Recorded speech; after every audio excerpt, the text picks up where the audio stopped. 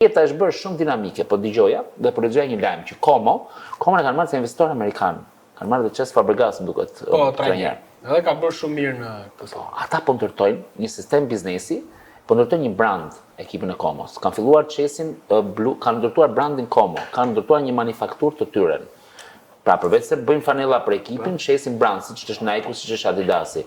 Do hapin supermarkete me logon e Comos, do hapin hoteleri me logon e Comos. Në ndërtojnë një qytet dhe duan vinë që të fusin një kartë për Como, nga ekipi futbollit që ta nisin për të blerë bileta në stadium, dhe me këtë kartën ti të rimbursohesh çdo moment dhe mund të bësh pazar në gjithë qytetin. Pra duan të zëvendësojnë dhe bankat.